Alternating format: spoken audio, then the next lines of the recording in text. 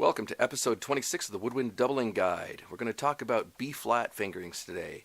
It's usually the fastest way to start an argument among saxophone players, at least online. Ask them what their favorite B-flat fingering is. There's so many people who just cling to one single fingering and say this is the one that works for them for everything. And they say, well, what if you have to do this? And they're like, So, what we want to do is learn all the possible variants on a B-flat fingering and learn where to use them. Now, ultimately, that's going to involve some work reading and things like that. If you pick up some of the Larry Teal technique books, they have some great things on B-flat fingerings where you stick to one B-flat fingering for the whole exercise and really learn how to apply that in that situation and also find out where it doesn't work so well. So let's go through all the catalog of B-flat fingerings to start with. First one everyone should know is traditional side B-flat fingering. So that's the A plus the bottom of the three side keys on the saxophone.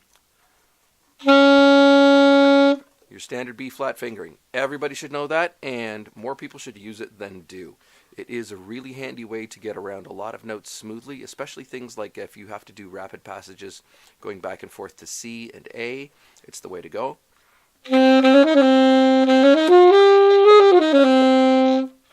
Also the way you want to trill from B-flat to C. Yeah, I know it's a little sharp on the C side, but it is quite acceptably good, and it's a very smooth trill that way. The next most popular one that you'll see so many people using, and in fact, I dare say overusing, is the Bis B-flat fingering.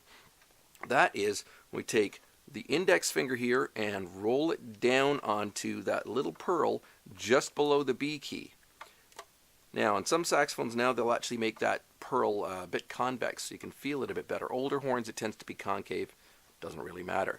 And some even older horns, you'll find that the Bis key is not positioned well, and some people will actually go as far as to have it repositioned by their technician. So, Bis means with. That means we use the one finger to cover both of those. Great B-flat fingering. A lot of people like that for trills from A to B-flat because it's much smoother. It's also a very smooth fingering to use when you're doing arpeggiated passages.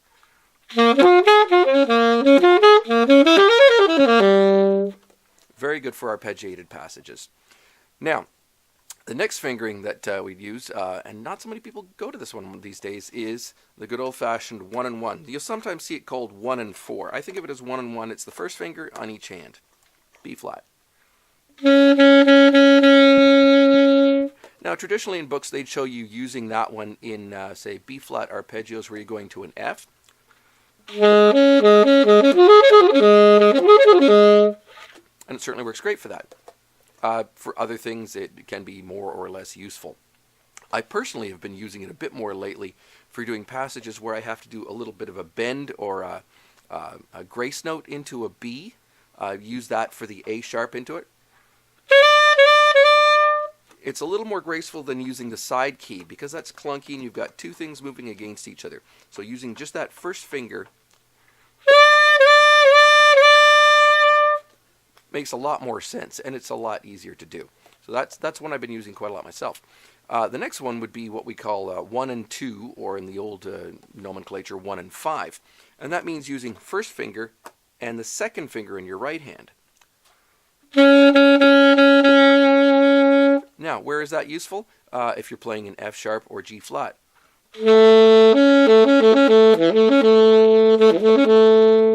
Now, again, if you're not playing shows and things like that, you might not run into it as much, but you will find at some point a use for it. Now, there is one more variant on those sort of like left hand and right hand combination fingers, and that's what we'd call the 1 and 3, or possibly the 1 and 6 in old terms, where we're actually using first finger on the right hand and your first finger in your left hand, third finger in your right hand.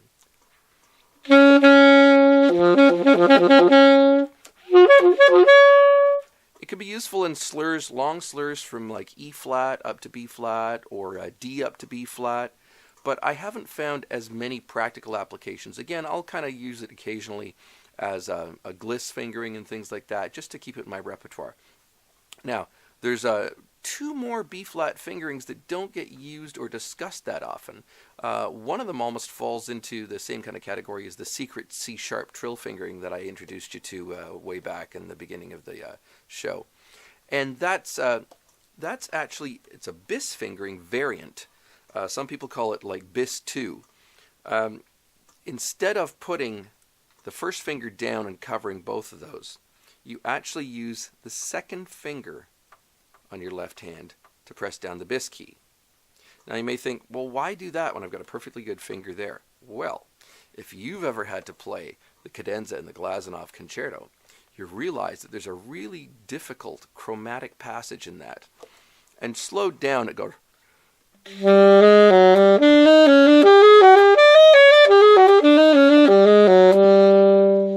Now those passages where you're going from B flat to B to C,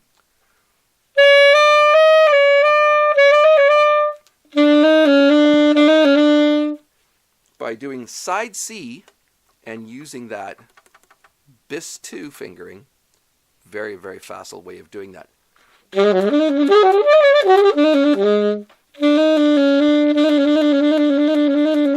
So it's certainly got some uses in there, and that's one handy one I don't find a lot of people using. A lot of times when I mention it, guys are like, oh, I never thought of doing that. So try it out. Find out how it works. Certainly if you're doing the Glazunov, it's a lifesaver, really. Now, there's one further one that doesn't get used as much, although some people use it without even thinking about it, and that's actually playing the B-flat as a harmonic with the low B-flat.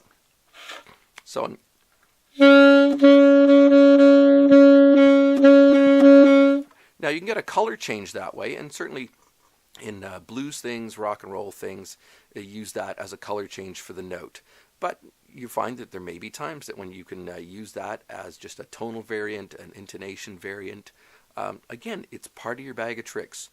Learn all of these fingerings and learn where you can use them the best. If you only know like one or two B-flat fingerings, you really don't know your instrument as completely as you should.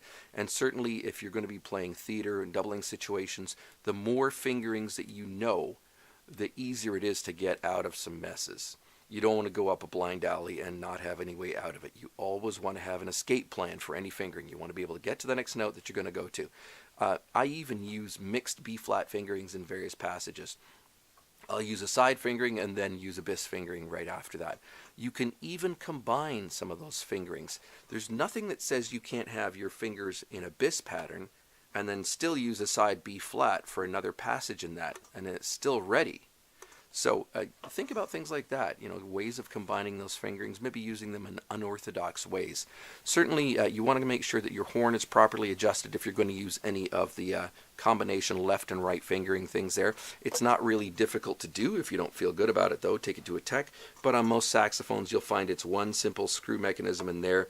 And if this is not working properly, usually a little bit of a quarter turn of that screw will bring that pad into place and cover things properly. So there you have it, a little synopsis of B-flat fingerings and where you can try them out. It's fun sometimes just to take an etude and say, I'm going to play this whole thing with only using one fingering. See how that works out for you. And then try some of the alternate ones and see if you can make those work as well. Again, we think of it as B-flat all the time. If you think of it as being A-sharp sometimes and realize that you need to go from A-sharp to B smoothly, then you'll find side fingerings and some of those long fingerings really come in handy. The one thing I really dislike seeing is when people use this. They just rock back and forth on the Bis.